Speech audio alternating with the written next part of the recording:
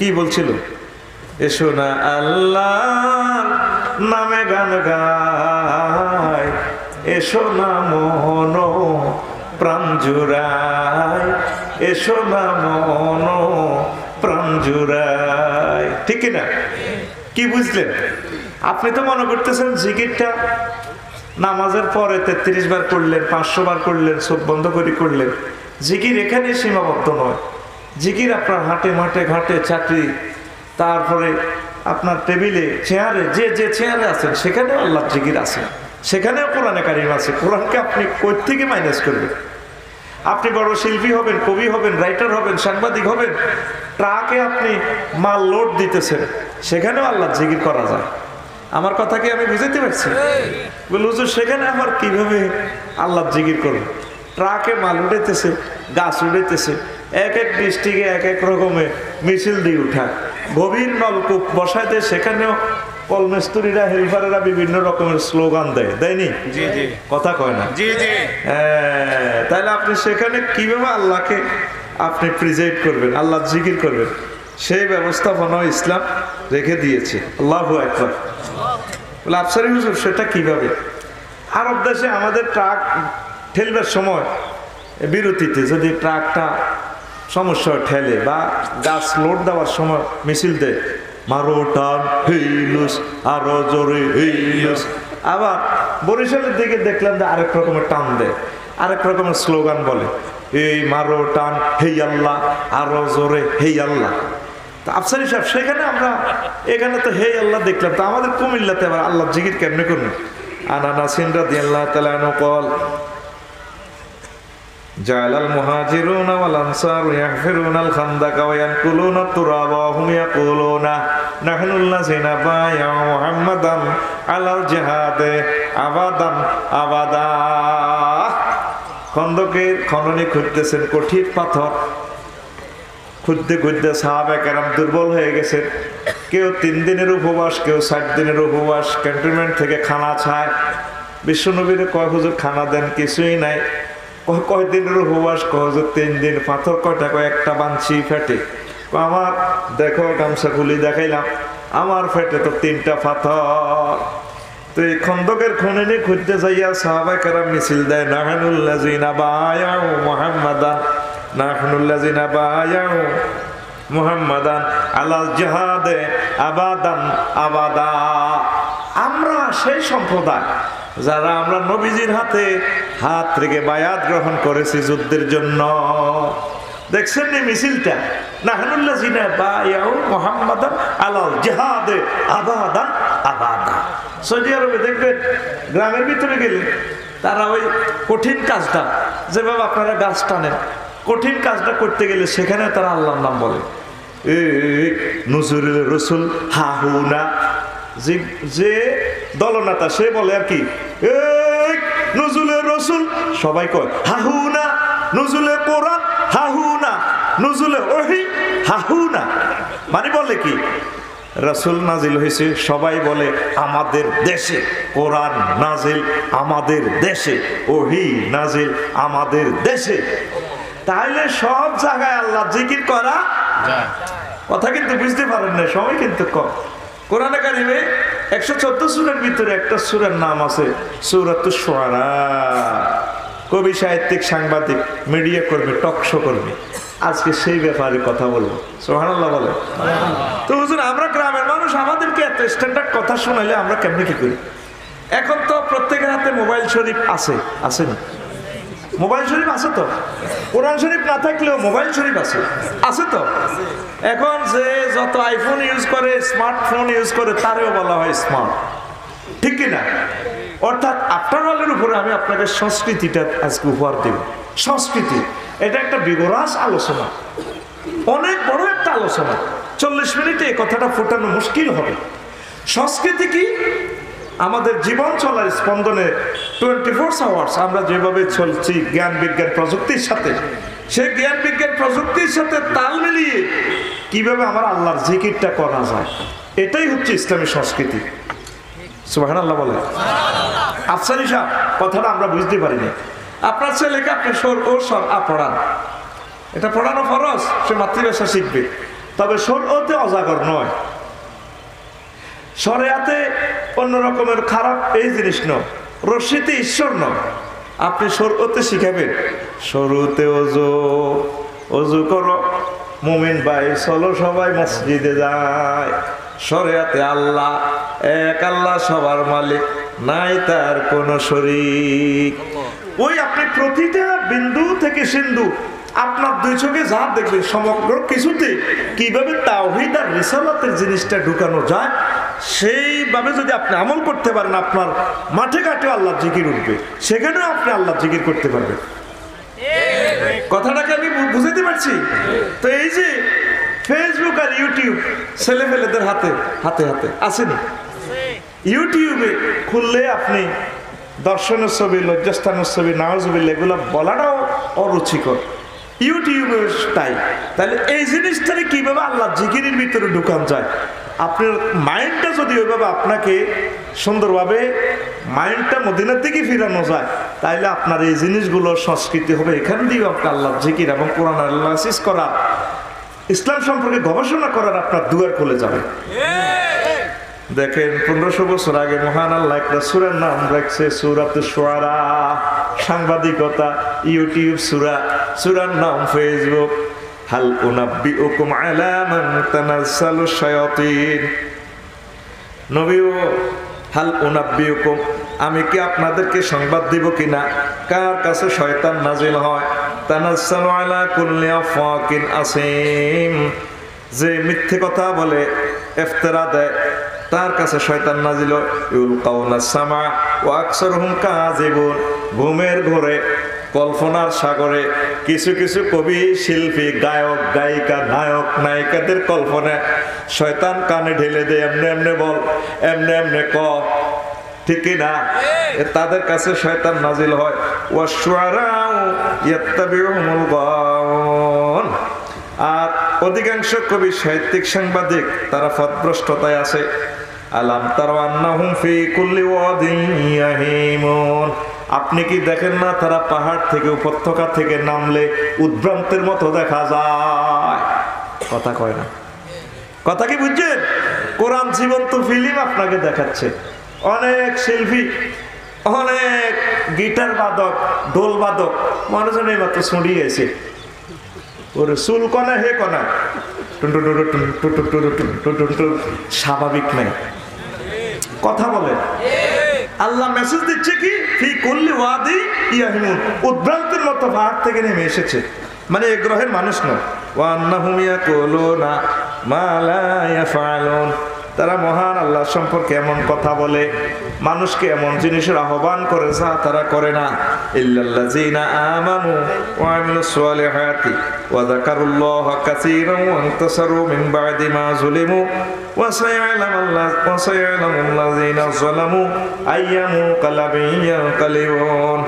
তবে নবী ওই সমস্ত লোকগুলা ছাড়া, যে সমস্ত কবি, সাহিত্যিক, সাংবাদিক, টক শো করনেওয়ালারা আমি আল্লাহর প্রতি ঈমান এনেছে, নেক কাজ করেছে, আর আমি মাওলাকে বেশি বেশি করে স্মরণ করে তার লিখনের মাধ্যমে, সাংবাদিকতার মাধ্যমে, স্থিরচিত্রের মাধ্যমে, টকশোর মাধ্যমে ইসলাম এবং দেশ জাতি সম্পর্কে যদি কোনো ধরনের খারাপ কথা বলে, সভরেন্টির জন্য যদি কেউ হুমকি হয়ে যায়, তার লিখনের মাধ্যমে, বক্তৃতার মাধ্যমে, গানের মাধ্যমে, সুরের মাধ্যমে মূর্ছিত করে, মানুষকে জাগরিত করে বাতিলদের থেকে অ্যাকশন রিয়াকশন গ্রহণ করে।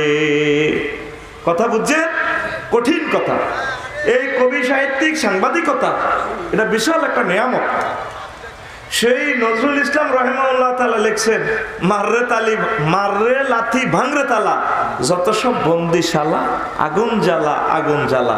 বিদ্রোহী কবিতা লিখেছেন, বলো বীর বলো অন্যতম শির, শির নেহারি আমারই নত শির ও শিখর হিমাদ্রি, বলো মহাবিশ্বের মহাকাশ পাড়ি, চন্দ্র সূর্য গ্রহ তারা ছাড়ি, উঠিয়াছি আমি শির উন্নত, উঠিয়াছি আমি বিশ্ববিদাত্রীর, মমললাটে রুদ্র ভগবান জলে জলে রাজটিকে দীপ্ত জয় শির, বলো বীর শির উন্নত মম শির। বুঝতে চাচ্ছে ও ব্রিটিশরা আর কত বছর শাসন করবা? আমরা সারা বিশ্বে সবসময় আমাদের মুসলমানদের মাথা উঁচু থাকে। এক কবিতার জন্য তিনি জেলে চলে গেলেন। আল্লাহর অশেষ রহমতে এই কবিতার বরকতে মানুষ জেগে উঠেছে, দেশ মাতৃকার সংগ্রামে ঝাঁপিয়ে পড়ে দেশকে তারা কি করেছে? স্বাধীন করেছে। কথা বলে ওয়ান্তাসারু মিন বাদি মা যুলিমু, নির্যাতিত হলে পরাধীনতার শৃঙ্খল বেড়ি কেউ পারালে কবিরা তাদের কবিতার মাধ্যমে, লেখনের মাধ্যমে জাতিকে সজাগ করে জাতিকে তার আপন নিয়ে আপন বাসস্থানে ফিরাইয়া দেয়। মহাগ্রন্থ আল কোরআন 1500 বছর আগে এই মেসেজটা দিচ্ছে। প্রিয় বন্ধুরা, আমরা কি আমাদের সংস্কৃতিতে ইসলামাইজকে আমরা করতে পেরেছি? আমাদের ঘরে বাইরে হাতের মুঠোয় জানা ব্যভিচারের কথা আমাদেরকে কোরআনে কারিমে কিভাবে আমাদেরকে তাসির করবে? ছেলে ফেলে প্রত্যেকের হাতে হাতে আমরা নেগেট ফেলি। এটার নাম সংস্কৃতি নয়। যে সংস্কৃতির মাধ্যমে আল্লাহর কথা মনে পড়ে, রাসূল সাল্লাল্লাহু আলাইহি সাল্লামের কথা মনে পড়ে, আল্লাহর জিকির জারি হয়, সেটাই হচ্ছে ইসলামী সংস্কৃতি। রাসূল সাল্লাল্লাহু আলাইহি সাল্লামের কাছে আয়াত নাযিল হলে হাসান বিন সাবিত কাঁদেন, হুজুরের রাজকবি জাতীয় কবি আব্দুল্লাহ ইবনে রাওয়াহা কাঁদে, কোন নবীও এই সাহিত্য আমরা লিখলাম, কবিতা লিখলাম, এখন তো মহান আল্লাহ পানিশমেন্ট করছে। আমার নবী বলেন শেষের আয়াতে আল্লাহ কি বলছেন? সূরা শুআরা তারপরে 221 থেকে 27 শেষের দিকের আয়াতে তো মহান আল্লাহ বলছেন ইল্লাল্লাযিনা আমানু আনতুম, যারা ঈমান এনেছে আব্দুল্লাহ ইবনে রাওয়াহা তোমরা তাদের একজন, তোমরা তাদের দলভুক্ত। ওয়া যাকারাল্লাহা কাসীরা, আর যারা আল্লাহর জিকির করে তোমরা কবিরায়ে করতেছো জিকির, তোমরা তারা নয়, বাতিল কবি নয়, কাফের কবি নয়, তোমরা ঠিক আছো। তোমরা যারা টকশো করো আমি রাসূলের জন্য করো, আমার রাসূলের জন্য, আল্লাহর জন্য করো, তোমাদের কোনো অসুবিধা নাই, তোমরা সহিফতে আছো। জোরে জোরে বলেন সুবহানাল্লাহ।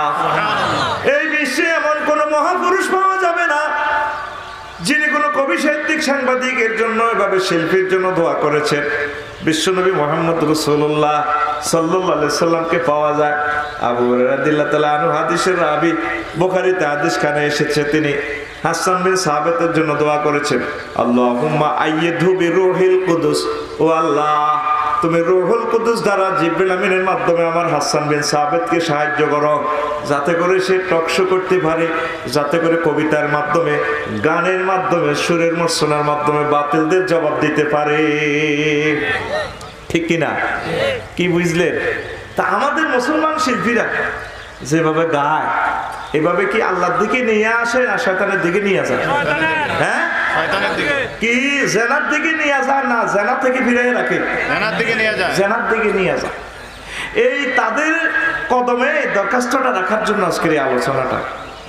আমার শিল্পীদের যে সমস্ত যোগ্যতা আল্লাহ দিছে, এই যোগ্যতাটা অন্য কারো নাই। 810 কোটি মানুষের ভিতরে সকলের কণ্ঠ সুন্দর না, অল্প কিছু লোকের কণ্ঠের ভিতরে আল্লাহ রহমত দিছে। এই কণ্ঠ দিয়ে যদি তারা মানুষদেরকে ইসলামের পথে, দ্বীনের পথে নিয়ে আসতে পারে, মানুষদের হৃদয়কে আল্লাহ জিকিরের দিকে ধাবিত করতে পারে, তারা সওয়াব পাবে। আর আমাদের দেশ, তরুণ সমাজ, তরুণী সমাজ আল্লাহর দিকে তারা চলে আসবে। ঠিক কিনা? যদি কোনো শিল্পী এভাবে গায়, ওরা ধরে কোলে তুলিয়া সহস্তে আয়না ধরিয়া আমি স্বাদ মিটাইতাম, দেখিয়া নিরালা চিকন কালা, তুই যদি হইতি গলার মালা। কথা বলে এখানে কি ইসলামাইজ আছে? যদি কথাটা ওইভাবে হইতো, ওরা ধরে বুকে চাপিয়া সহস্তে কোরআন মেলিয়া আমি স্বাদ মিটাইতাম, পড়িয়া নিরালা কোরআনওয়ালা, তুই যদি হইতি আল্লাহওয়ালা, তুই যদি হইতি আল্লাহওয়ালা কোরআনওয়ালা, তুই যদি হইতি আল্লাহওয়ালা। ঠিক না? আমার শিল্পীরা, অনেক শিল্পী, হাসিব বেজি বলছেন নকুল কুমার, আমি তার জন্য দোয়া করি।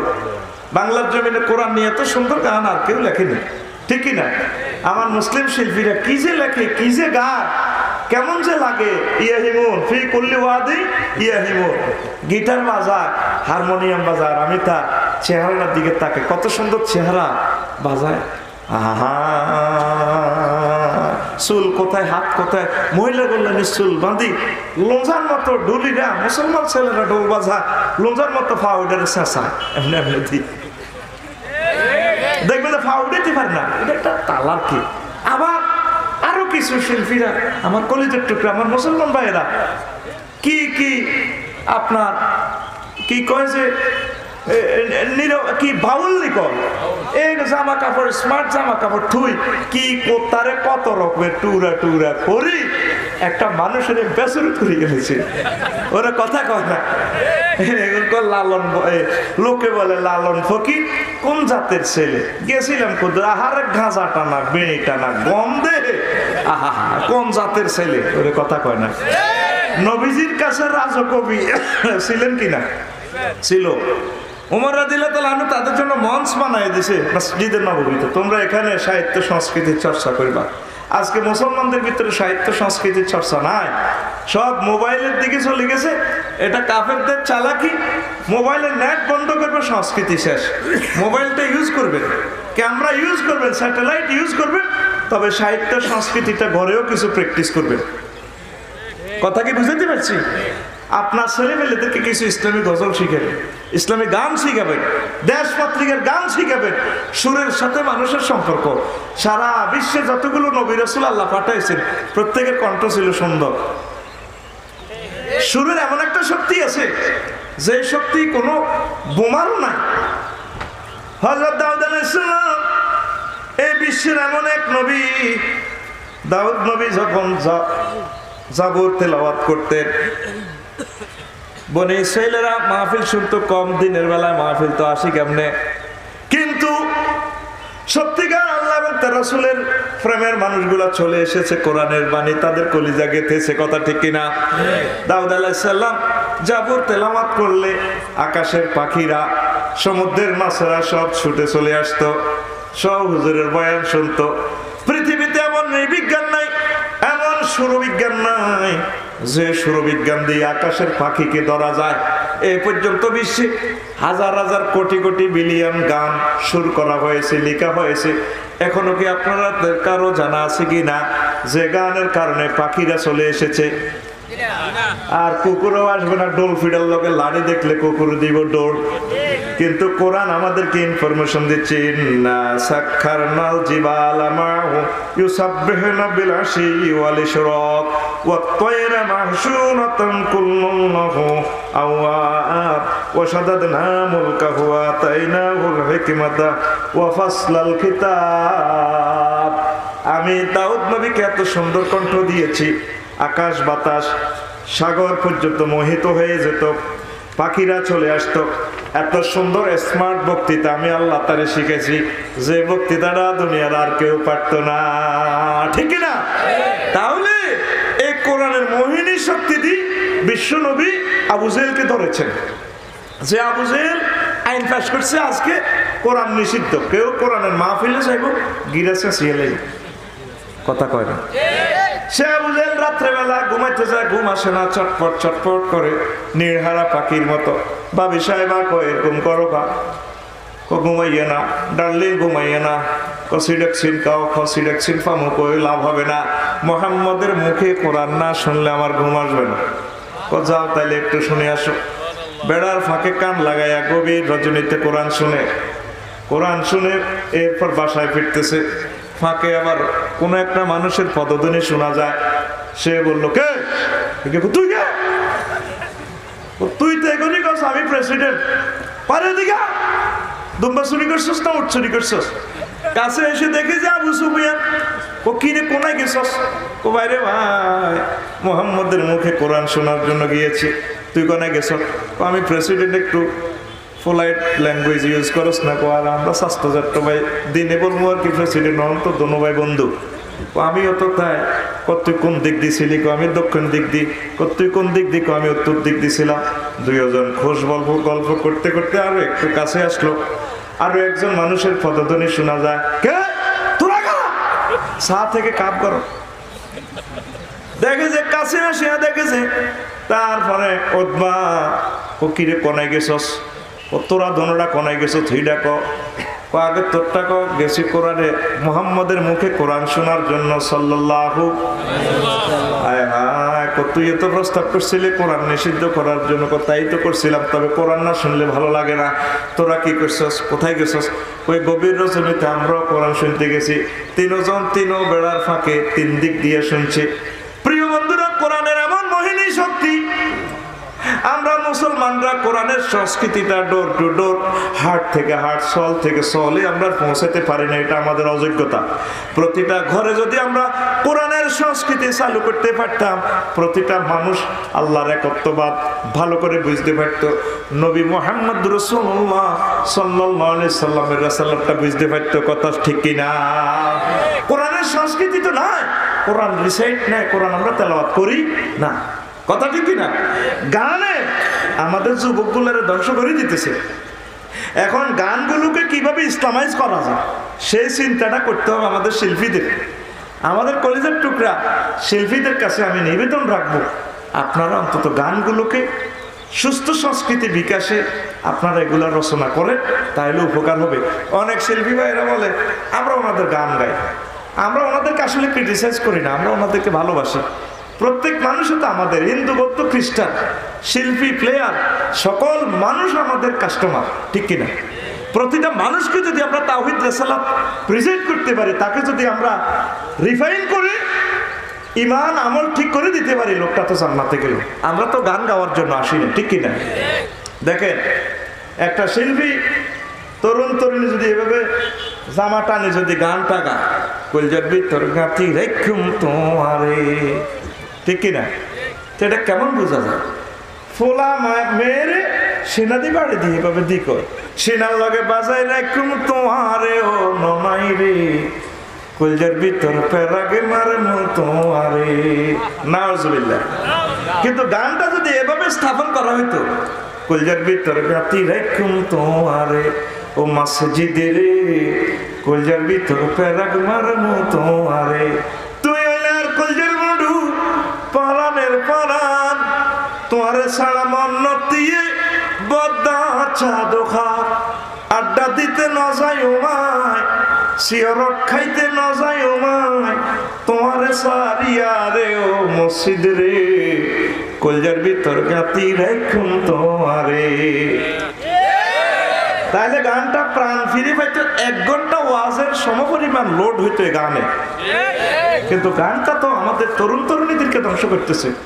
সে কথাই আমার প্রিয় শিল্পী, প্রিয় কবি আবুল কাজেম আল কায়কোবাদ, আল্লাহ আল্লাহ শানু তার কবরকে নূরে মুনাওয়ার করুক, তিনি কত সুন্দর করে আজান নিয়ে গান লিখলেন, কবিতা লিখলেন। কেউ শুনালো মোরে আজানের ধ্বনি, মরমে মরমে শেষ বাজিল কি সমুদূর, আকুল হইল প্রাণ, নাচিল ধমনী কি মধুর আজানের ধ্বনি। হয়েছে কবিতাতে আল্লাহ জিকির হয়েছে তো, এই হইল কবিতা। আমার শিল্পীরা, আমার কলিজার টুকরা লেখে, কলিজাতে দাগ লেগেছে হাজারে হাজার ভালোবাসার ময়না পাখি, এখন জানি কার। না বন্ধু, কলিজাতে তো আমাদের এইভাবে দাগ লাগে না। আমাদের কলিজাতে যদি দাগ লাগতে হয়, মুহাম্মদ সাল্লাল্লাহু আলাইহি ওয়াসাল্লামের বিচ্ছেদে আমাদের কলিজাতে দাগ লাগবে, ঠিক কিনা? এটা আমি পরামর্শ দিচ্ছি, ক্রিটিসাইজ করছি না আমার কলিজার টুকরা শিল্পীদেরকে। ভাই, আল্লাহ আপনাদেরকে যে যোগ্যতা দিয়েছেন, এই যোগ্যতা দিয়ে আপনারা দিনের কথাটা, সুস্থ সংস্কৃতিটা মানুষের কাছে পৌঁছাইয়ে দেন। আর বাদ্যযন্ত্রের ব্যাপারে ইসলামের কোনো আপোষ নাই। এই পর্যন্ত দুনিয়ার কোন ইসলামী স্কলার বলছেন বাদ্যযন্ত্র জায়েজ না। আর আমার ভাইয়েরা কয় দেখ কোটি টাকার চ্যালেঞ্জ, অমুকের সাথে চ্যালেঞ্জ, গান বাজনা হারাম বলে কে?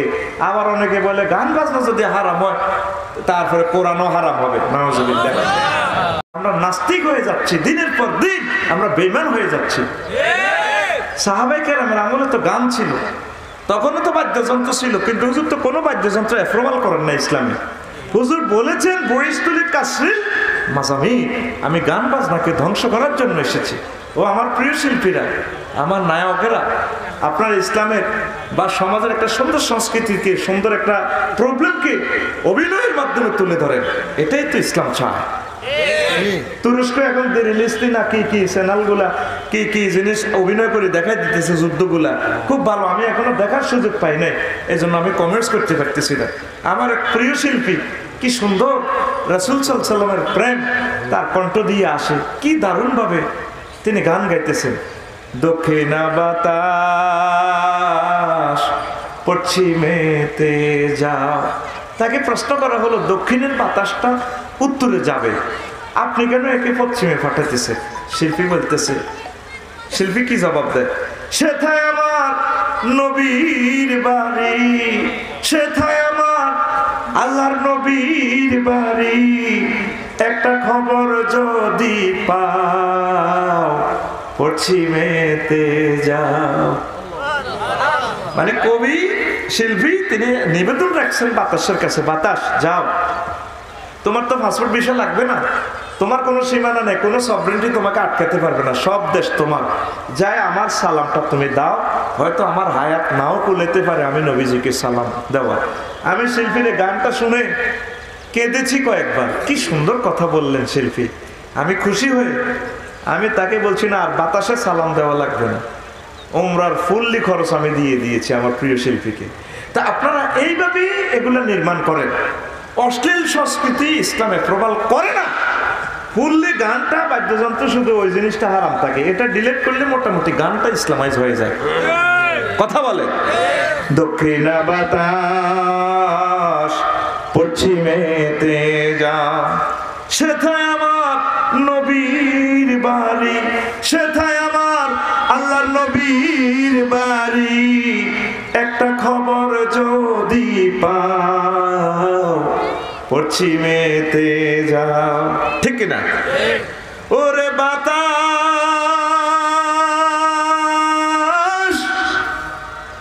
কইও খবর নবীজির, ভুলি নাই গো তারে, তাহার কথা মনে হইলে বুকের ব্যথাওয়ারি।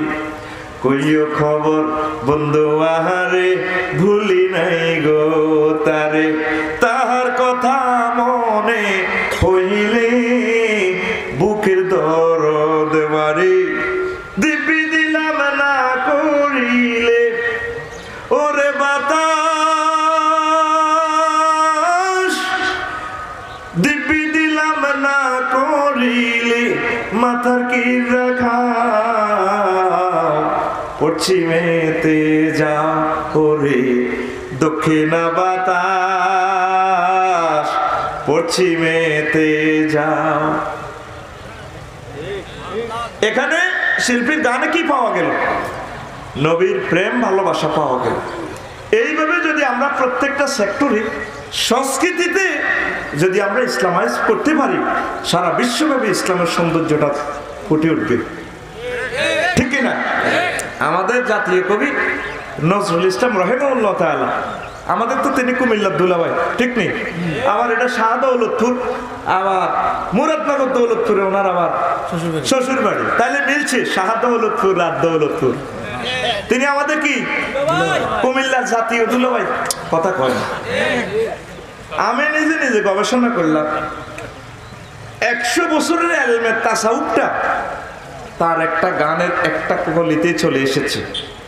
আমি যদি আরব হতাম মদিনারই পথ, আমি যদি আরব হতাম মদিনারই পথ, সেই পথে মোর চলে যেতেন নূর নবী হযরত।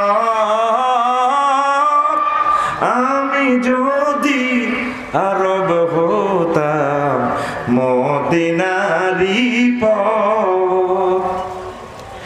অর্থাৎ তিনি বলতে চাচ্ছেন, আল্লাহ আমি নজরুল না হয়ে, মানুষ না হয়ে যদি মদিনার তৈবা পথ হতাম, সেখানে আমার নবী হেঁটে যেতেন, হাসান হোসেন আমার পথের দুলো লইয়ে খেলতো, অমনি আমি ঝর্ণা হয়ে বয়ে যেতাম বহু দূর দূরান্তে নবীর প্রেম নিয়ে। দেখছেন 100 বছরের এলমে তাসাউফ মনে হয় যেন তার গানে। লিল্লাহে তাকবীর। আজকের কথাগুলো একটু ব্যতিক্রমধর্মী, আপনাদের কাছে একটু লাইক কম লাগলেও বিভিন্ন মহলে চলে যাচ্ছে কথাগুলো। আমি দোয়া করব আমার কলিজার টুকরা নায়ক আমার কলেজের টুকরা শিল্পীগুলোকে যাতে আল্লাহ এই দুনিয়াতে তারা গান গেয়ে আনন্দ দিচ্ছে, তারা যাতে জাহান্নামের লাকড়ি না হয়, তাদেরও যাতে মহান আল্লাহ কবুল করে, আমার সেই প্রত্যাশা রেখে আজকে এই গান এই অনুষ্ঠানটা প্রেজেন্ট করতেছি। পড়ি আমরা আমিন। তারপরে তিনি লিখেছেন, মুহাম্মাদের নাম যে আমার বুকে, সেই নামেরই আশিক আমি, জপি সে নাম সুখে ও দুঃখে, মুহাম্মাদের নাম যে আমার বুকে। অন্ধকার কবরে সে নাম নূরের জ্যোতি, রোজ হাসরে সেই তো পরম সাথী, সেই তো রবে সাথে জীবন লীলা গেলে নিবে, সেই নামেরই আশিক আমি, জপি সে নাম সুখে ও দুঃখে, মুহাম্মাদি ফুল যে আমার গলে। আল্লাহু আকবার। তাইলে কি বোঝা যায়? গানে নবীকে স্মরণ করা যায়, গানে আল্লাহ জাল্লাহ শানুর জিকির করা যায়। এখন আমাদের ইউটিউব শরীফ আর ফেসবুক শরীফ খুলি দেখেন, আছে আল্লাহর কথা আছে। আগামী 2 বছরের ভিতরে আমি দেখতে পাচ্ছি 95%-এর উপরে মানুষ জেনার দিকে চলে যাবে। আমার কথা লিখি রাখেন আপনারা, 95%ও জিনা থেকে বাঁচে কিনা সন্দেহ। 700 কোটি মানুষ তো প্রি সেক্সে আছে, কাফেরেরা মুসলিমেরা তো আর জেনাকে জেনা মনে করে না। আর মুসলমান যারা আপনারা 100 কোটির উপরে আছেন, আপনাদের ভিতরেও পরকীয়া ঢুকে গেছে। ফেসবুকে চ্যাটিং, তারপরে বেহায়া বেলল্লাফনা নগ্নতা চলতেছে। এটার নাম সংস্কৃতি নয়, এটার নাম হচ্ছে জাহান্নামে যাওয়ার একটা তরিকা। সংস্কৃতি হচ্ছে যে সংস্কৃতি গান গজল অভিনয়ের মাধ্যমে আল্লাহকে স্মরণ হয়, আল্লাহর জিকির স্মরণ হয়, সেটাই সংস্কৃতি। ধরেন আপনার ছেলের নাম, এটাও একটা ইসলামাইজ, ইসলামের সংস্কৃতির একটা রূপ ধারণ করে চলছে। আপনি যদি ছেলের নাম রাখেন কি সাগরিয়া, আকাশিয়া, সবুজা, মিন্টা মিন্টা, জোনটা, মিন্টা তো অনেক সময় কুত্তার নামও রায়, মিন্টু, ঠিক নেই? তাহলে আপনার মনটা কোন দিকে যাবে? আর আপনি যদি আপনার ছেলেটার নাম রাখেন আমির হামজা, ওহুদের যুদ্ধের কথা আপনার মনে বেশি আসবে। এই যে কল্পনার সাগরে বেশে যাওয়া, বেশে নিয়ে আসা, এটার নাম হচ্ছে সংস্কৃতি। লিল্লাহে তাকবীর। ইবলিস ডাইরেক্ট ডিক্লেয়ার দিয়েছে যে আদম আর তার ওয়াইফের কারণে আমি জান্নাতে থাকতে পারিনি, আদমকে আমি উলঙ্গ করে বাইর করবো। লিউবদিয়া আনহুমা সাওয়াতিমা, লিউরিয়াহুমা সাওয়াতিমা, লিউবদিয়া আনহুমা সাওয়াতিমা।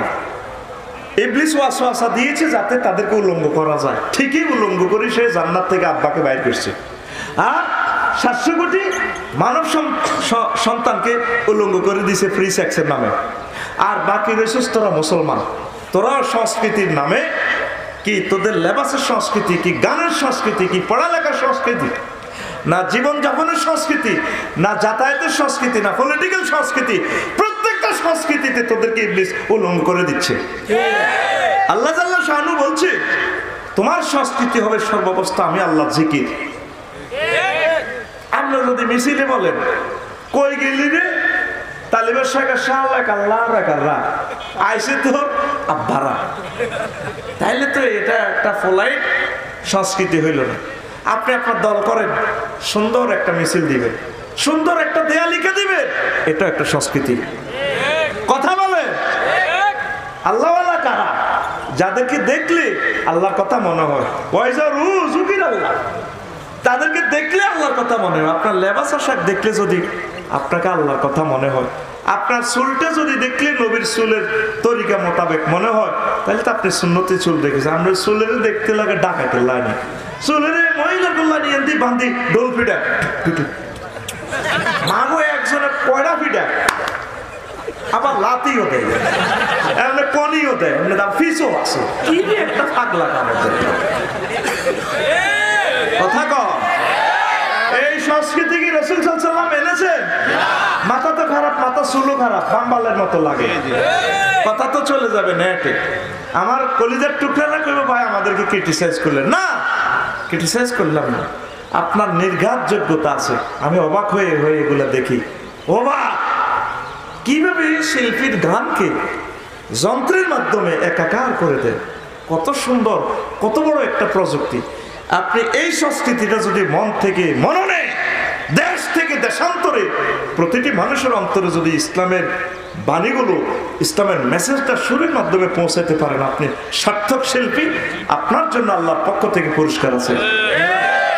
কবি আব্বাস বিন মেরদাসকে উনায়নের যুদ্ধে নবীজি 60টা উট উপহার দিলেন। কয়টা? আব্বাস বিন মেরদাস রাদিয়াল্লাহু তাআলা আনহু বলেন, আমি কখনো পিছু ছিলাম তেমনটি নয়। নবীজি বুঝতে পারছে পুরস্কার কম হয়েছে, এই জন্য এইভাবে তারপরে আমার দানের বিরুদ্ধে কবিতাটা লিখলো। এবার নবীজি বললেন, ওহে কে আসো কি? কবির মুখ বন্ধ করতে। তখন আবু বকর রাদিয়াল্লাহু তাআলা আনহু বলেন, হুজুর আমি রেডি আছি। যাও, উটের রাস্তা বলে যাও। বেছে বেছে লাল 100টি উট কবি আব্বাস বিন মেরদাসকে দান করলেন। কবি খুশি হলো, রাসূল সাল্লাল্লাহু আলাইহি সাল্লাম খুশি হলেন। এই হাদিস থেকে আমরা কি বুঝলাম? কবি সাহিত্যিক সাংবাদিকদেরকে সহযোগিতা করা সুন্নাহ।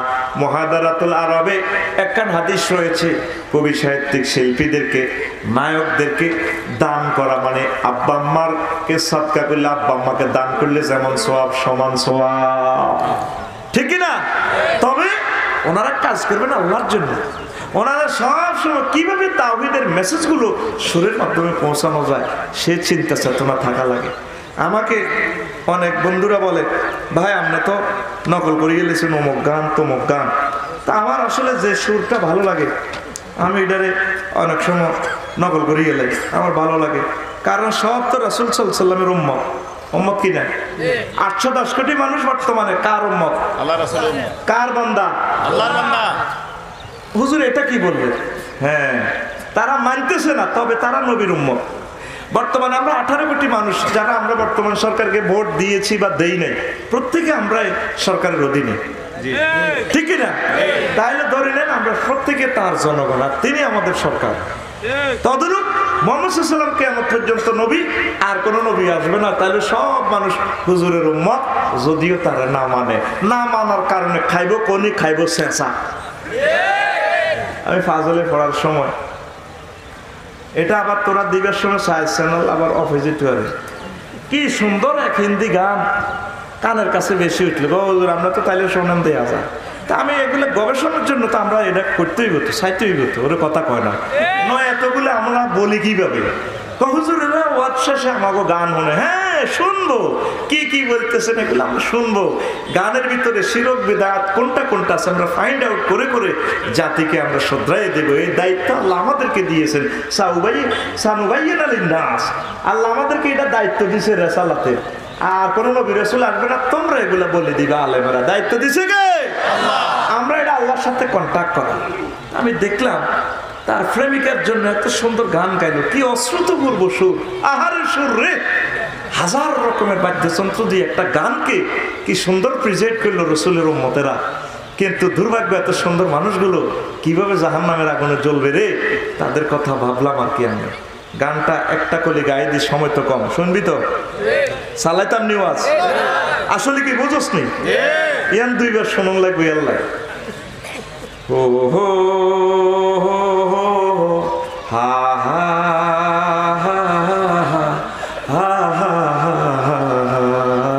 कितना मुबारक चेहरा, हाय हाय कितने प्याराती है, कितने प्याराती है तेरा चेहरा नूर देख कर प्यार, कुदरत में बनाया हो तुम मुझे पागल कर जाती है, कुदरत में बनाया हो तुम मुझे पागल कर जाती है, तेरा नजर झुके तो साकरे झूठे नजर तो जो बहु चले, तुम हंसले तो लुलु झर जाए, जो दिखाए चाँद में शर्माए, तेरा रोशन रोशन गाल है, जुल्फी जुल्फी चाल है, पपड़ी पपड़ी लब है, जो बहुत काफिर मुस्लिम होए चेहरा नूर देखे कर प्यार, कुदरत में बनाया हो तुम मुझ पागल कर जाती है। আল্লাহু আকবার। আমার ওই শিল্পীগুলো যদি আমার রসুলকে নিয়ে এইভাবে গানটা প্রেজেন্ট করতো কত সুন্দর হতো। যেই প্রেমিকের জন্য গানটা গাচ্ছে সেই প্রেমিকেই তো থাকবে না ৪৫ বছর পর নন বেলুন। কথা বলেন। এমন স্রষ্টার জন্য শিল্পী আপনি গান, এমন নবীর জন্য গান যাদের রিসালাত আর তাওহীদ কিয়ামত পর্যন্ত থাকবে, আপনার শিল্পকর্ম কিয়ামত পর্যন্ত থাকবে। ফাতিহা ১০ গান কবিতা, ফাতিহা ১০ গান কবিতা আমাদের দুলাভাই নজরুল ইসলাম সাহেব কিভাবে লিখেছেন নবীর আগমনে মিলাদুন নবীটা কিভাবে লিখেছেন। নাই তাজ না এখানে রশি, এখানে নাই তাজ তাই লাজ, ওলি মুসলিম খরজের শেষে তোরা সাজ, করে তসলিম হর কর নিশেষর আওয়াজ, শোন কোন মুজদাসে উচ্চারে হেরা আজ দরামা, উর্জো ইয়ামনে নজদে হেজাজ তাহামাই রাখ শাম, মেসের ওমান তেহরান শরীফ কাহার বিরাট নাম, ফড়ে সাল্লাল্লাহু আলাইহি ওয়াসাল্লাম। মস্তান বেশথম দেখে মশগুল আজিসিস্তান বস্তান তেগে গর্দান দরি হাঁকে দারোয়ানে রস্তম বাজে কাহার রবা বাজে গুলজারে গুলশা গুলফাম, দক্ষিণে দোলে আরবি দরিয়া খুশিতে সে বাগে বাগ, পশ্চিমে নীলা লোহিতে রে কোন জসিতে রে লাগে আক, মরুসাহারা গবিতে সব যার জাগে দাগ, নুরে কুরশির পুরে তুরশির দূরে গুনে তিরশিরে দূরে লালে বনলালে উচ্ছিসি ইরানি দুরানি তুর্কির, আজ বেদুইন তার ছেড়ে দিয়ে ঘোড়া ছুড়ে ফেলে বললাম ফরে সাল্লাল্লাহু আলাইহি ওয়াসাল্লাম। দেখছেন কবিতা কারে কয়, সবটা রিসাইট করার সময় নাই, পুরোটাই আমি পারি। কবিতার ভিতরে সাল্লাল্লাহু মহিতুল্লাহ মজুমদার বিশিষ্ট সাহিত্যিক আমার প্রিয় ভাই, তিনি তিরোদান করেছেন। তার কলমের মাথায় প্রত্যেক কবি সাহিত্যিকের তামাগরি লিখেছে। তিনি খেয়াভারের তরণের সমালোচনা যাই লিখলেন, নজরুল রে আমার কলমের গুতা থেকে কেউ বাঁচল না রে, বাংলার কবি সাহিত্যিক সাংবাদিক শিল্পীরা গায়কেরা, তোরে ভাইলাম না রে দাদা, আমি অবাক হতবাক। কি বাক? তুই কেমনে মাল্লার সাথে আল্লাহরে মিলেলি, আমি অবাক হয়ে গেছি। কান্ডারিয়ে তোর পাকা মাঝি মাল্লা, দায় মুখে সারি গামলা সারি কাল্লা, আবু বকর ওসমান ওমর আলী হায়দার, দাঁড়ি যে তরুণীর নাই ওরে নাই ডর, কান্ডারিয়ে তোর পাকা মাঝি মাল্লা, দাঁড়ি মুখে সারি গান লা সারি গাল্লা। আল্লাহু আকবার। ওহে আমার শিল্পীরা, ওহে আমার ভাইয়েরা, আসো না তোমরা এইভাবে সাহিত্যটা প্রেজেন্ট করো। আজ ইউটিউব আর ফেসবুকের কোফানলে সমগ্র পৃথিবী আজকে জিম্মি। আমার কথা আপনারা বুঝতেছেন না, বুঝবেন। এই ইউটিউব আর ফেসবুক, এই মোবাইল আপনার ঘরের বউসহ নিয়ে যাবে। লেখি রাখেন, লেখি রাখেন, সেদিন বেশি দূর নয় মোবাইল শরীফ আপনার বউ নিয়ে যাবে, লইয়া গেছে অলরেডি। আমার কোরআনে মৌমাছিরা এসেছে, তারা মুজাহিদ, আমি তাদেরকে মৌমাছি সার্টিফিকেট দিচ্ছি, আর তারা কোরআনের মুজাহিদ। তারা এই ক্যামেরাগুলো ধরে ধরে দিক থেকে দিগন্তে ছুটে চলে যায়, যেখানে কোরআনের মাহফিল পাওয়া যায় সেখান থেকে তারা কোরআনের মধু সংগ্রহ করে। এরা বর্তমান জামানার মুজাহিদ, আল্লাহ তাদেরকে কবুল করুক। ওহে প্রিয় শিল্পীরা, আপনারা আসেন, আপনাদের ইজ্জত বাড়বে। বিশ্ব ব্রহ্মাণ্ডে এক মহাপুরুষ আছে, তার নাম মুহাম্মদুর রাসূলুল্লাহ সাল্লাল্লাহু আলাইহি ওয়াসাল্লাম, যিনি একমাত্র ব্যক্তি যিনি আব্দুল্লাহ ইবনে রাওয়াহাকে অস্থায়ী প্রেসিডেন্ট বানাইছেন, নবীর স্থলাভিষিক্ত বানাইছেন। আপনারা তো বলেন প্রিয় শিল্পী ভাই বোনেরা, ও আমার বোনেরা, আপনারা বলেন আমরা হুজুরের মাহফিলের কারণে আমাদের কনসার্ট বন্ধ হয়, ঠিক না? না, আমরা তো আপনাদের বিরোধিতা করি না। এই বিশ্বে শুধুমাত্র মুহাম্মদ সাল্লাল্লাহু আলাইহি সাল্লাম কবিদের কেমন সম্মানিত করেছেন। কবিদেরকে হুজুর আব্দুল্লাহ ইবনে রাওয়াহাকে অস্থায়ী রাষ্ট্রপতি বানাইছেন, আর মুতার প্রান্তরে লেফটেন্যান্ট জেনারেল প্রধান সেনাপতির দায়িত্ব দিয়েছেন। তাইলে আপনাদের পক্ষে যারা কথা বলে, আপনারা যাদেরকে আপন ভাবে, কই দুনিয়াতে তো এই পর্যন্ত কেউ কোন মানুষ শিল্পীদেরকে প্রেসিডেন্ট বানালো না, শিল্পীদেরকে প্রধান সেনাপতি বানালো না। মুহাম্মদুর রাসূলুল্লাহ সাল্লাল্লাহু আলাইহি সাল্লাম কবি, সাহিত্যিক, সাংবাদিকদেরকে, নায়কদেরকে সবচেয়ে বেশি সম্মান দিয়েছে। আজ আপনারা যদি ইউটিউব, ফেসবুক, টক শোতে, মিডিয়ার মাধ্যমে আমার ইয়াতিম নবীকে যদি তুলে ধরতে না পারে, আপনারা আল্লাহর কাছে জবাব দিতে হবে। শুধু আমরা হুজুরেরা রাতকে রাত বয়ান করব, আর আপনারা এভাবে অভিনয় করে যুবকগুলোরে জানার দিকে লইয়া যাবেন, কাম হবে না। আমরা আর আপনারা একই পার্টি, একই দলের মানুষ। আপনারা সুরের মাধ্যমে, সঙ্গীতের মাধ্যমে মানুষগুলোকে আল্লাহর দিকে নিয়ে আসেন, মদিনার তৈবার দিকে নিয়ে আসেন, তাহলে আমরা আর আপনারা একাকার হয়ে জান্নাতে আমরা আনন্দ করব। নবীজি বলেন, মেরাজ যাত্রাতে আমি কিছু মানুষকে দেখলাম, তাদের বুকে লাঠি দিয়ে খোঁচাইয়া এভাবে তাদের কলিজাটা ছিদ্র করতেছে। আমি জিবরিল আমিনের বললাম, ভাই জিবরিল, মান হাউলা, এরা কারা? জিবরিল আমিন বললে, হাউলাইল মুগান্নিন ওয়াল মুগান্নিয়াত, নবী ওরা গায়িকা, গায়কিনীর দল, গায়িকা এবং গায়ক, বাদকদের দলকে আল্লাহ আপনাকে দেখাইলো। তাদেরকে এভাবে বিদ্যুটে জামা কাপড় কেন পরাইলো? দেখেন নবীর হাদিসের সাথে বর্তমান প্রেক্ষাপট মিল আছে। সবচেয়ে সুন্দর ড্রেস হলো নায়ক নায়িকা শিল্পীদের, তারা আলোর বন্যাতে থাকে, মঞ্চে থাকে, কনসার্টে থাকে, এই জিনিসটা সবচেয়ে ডেকোরেট করা, সবচেয়ে সুন্দর যে জামায় তারা পরুক সুন্দর দেখা যায়, ঠিক না? ওই 1500 টাকার বোরকা আফসারির বউ মাহবুবের বয়ে পড়লে সুন্দর লাগে না, কিন্তু দরাজের নায়িকারা যদি বোরকাটা পরে, ও মা ইয়া মাহা লাগে লাগে রে। কি জন্য? তাদের চেহারাটাই আল্লাহ এভাবে বানাইছে। আমি ইউটিউব এবং ফেসবুকে জিনিসগুলা দেখি, ভেবে ভেবে অনেকে চেহারা দেখে কাঁদিয়া দিই। আল্লাহ, ওই শিল্পী আমার ভাইয়ের চেহারাটা কত সুন্দর, কত মায়া লাগে আল্লাহ, এভাবে গেয়ে গেয়ে জীবনটা শেষ করে দিতেছে আল্লাহ। আল্লাহ রে, তুমি তাকে মদিনার জন্য কবুল করো, তোমার জন্য কবুল করো। আমার ভাইয়েরা তো মনে করে আমরা তাদের দুশমন না। ভাইয়েরা, আমরা আপনাদের দুশমন না, দুশমন না। আমরা আপনাদেরকে প্রিজাইড করার জন্য তো আজারি ভাই মাহফিলে আপনাদের গান টেনে আনেন, আমিও টেনে আনি কেন? আপনাদেরকে আমরা আপনাদের দলের ভিতরে ঢুকতে চাই, কিন্তু আপনারা আমাদেরকে আপনাদের দল থেকে বাহির করে, ঠিক না?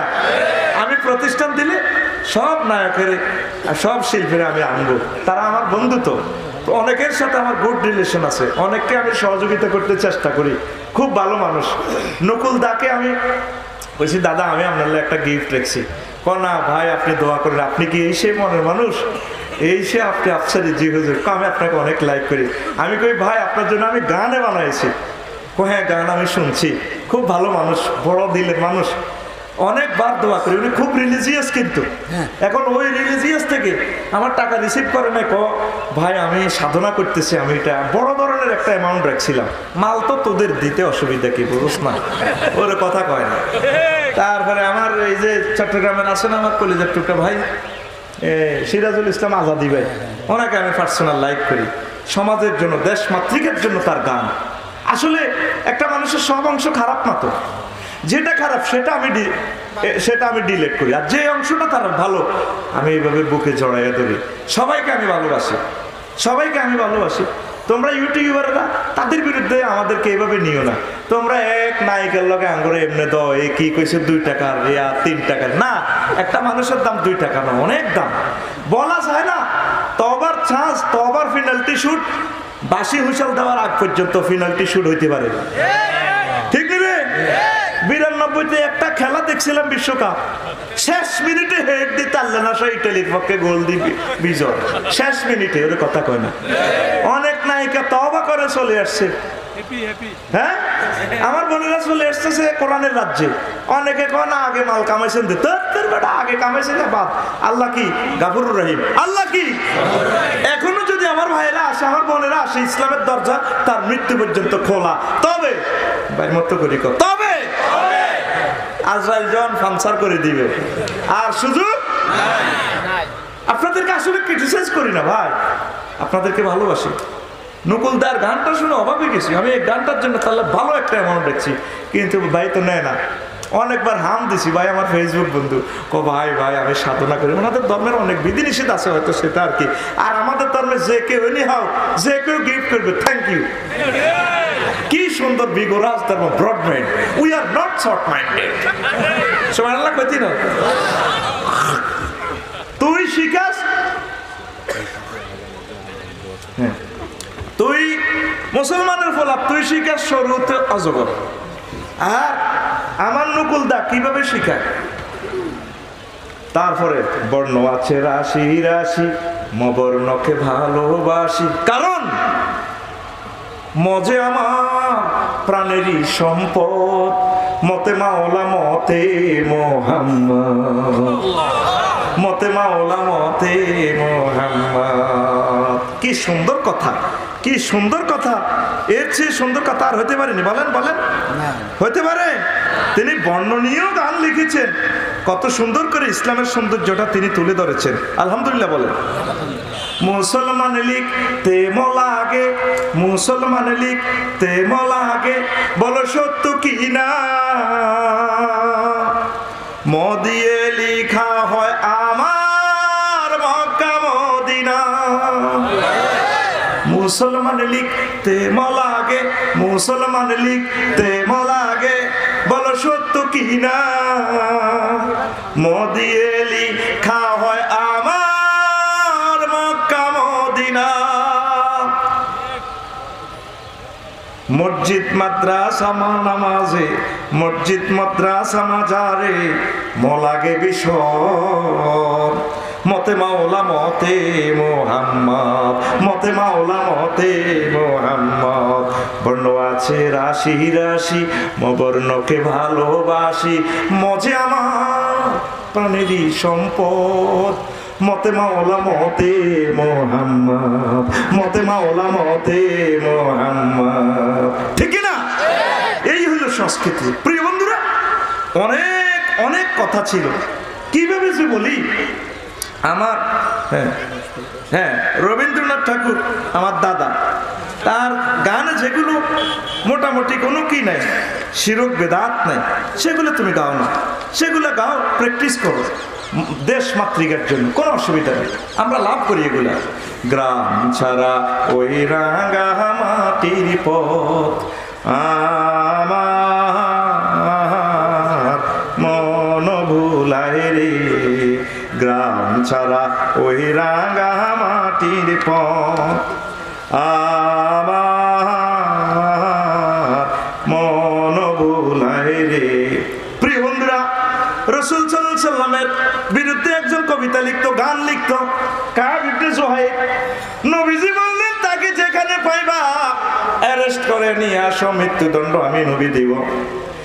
কবি কাব ইবনে জুহাইর তখনও তিনি মুসলমান হন না, তিনি আবার কবিতা লিখলেন নবীজির পক্ষে।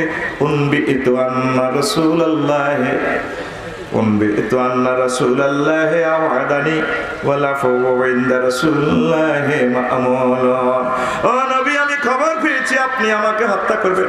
ও নবী, আপনি রহমতের নবী, আমি জানতাম আপনি রহমতুল লিল আলামিন, আপনার থেকে ক্ষমায় মানুষ বেশি পায়। এই জিনিসটা শুনে নবীজি খুশি হলেন, আল্লাহর পক্ষ থেকে নবীজি তার জন্য দোয়া করলেন, সে মুসলমান হয়ে নবীজির প্রিয় কবি হয়ে গেলে। ও আমার শিল্পী ভাইরা, সাংবাদিক ভাইরা, আপনারা দেশের জন্য লিখুন, এক কলম লিখুন। তবে দুর্ভাগ্যজনক হলেও সত্য, রাষ্ট্রীয়ভাবে আমার সাংবাদিক বন্ধু, তারপরে আমার কবি সাহিত্যিক, ওনাদেরকে আরো রিওয়ার্ড করা দরকার, তাদের ভাতা তাদের জন্য বরাদ্দ করা দরকার। কারণ এই মানুষগুলো সাহিত্য চর্চা, সংস্কৃতির চর্চা করতে করতে সময় পায় না জীবন জীবিকার জন্য। যেমন আমার কবি মুহিব খান জীবনের জন্য, এই কোরআনের জন্য জীবনটা ওয়াকফ করে দিয়েছে।